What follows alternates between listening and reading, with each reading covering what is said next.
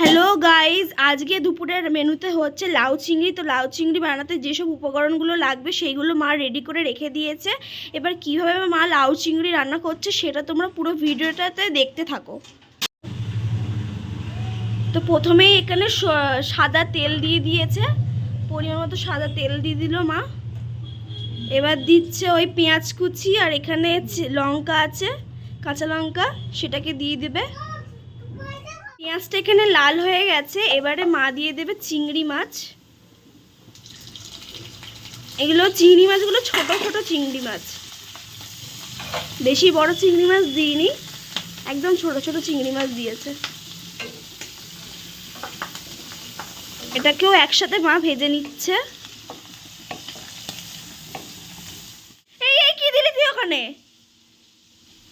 দেখেছো কতটা দুষ্টুমি করে সারাটা দিন। এখানে আমরা ভিডিও বানাচ্ছি আর ও এখানে ঘুরপাক খাবে যতক্ষণ না ভিডিও শেষ হচ্ছে। এটা না এটা না ওটা না এটা না করেই যাবে, একটা না একটা কিছু করেই যাবে, বদমাস।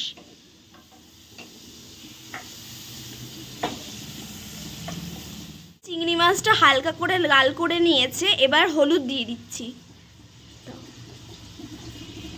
হলুদ দেওয়ার পর সামান্য তো জিরে মরিচের গুঁড়ো দিয়ে দেবো।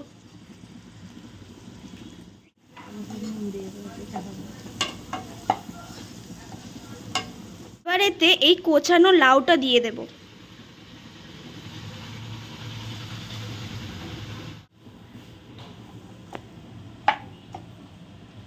এটা এবার ভালো করে নেড়ে চেড়ে দিয়ে দেবো নুন।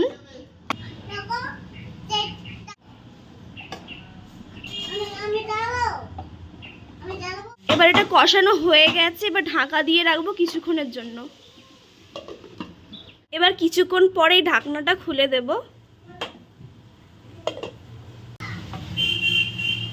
এবার এটা ভালো করে নেড়ে চেড়ে পানি দেব।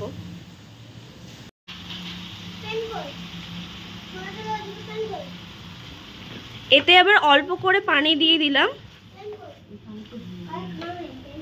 আর পানি দিতে লাগবে না, এই পানিতেই এটা গলে যাবে। ঢাকনা চাপা দিয়ে রাখবো।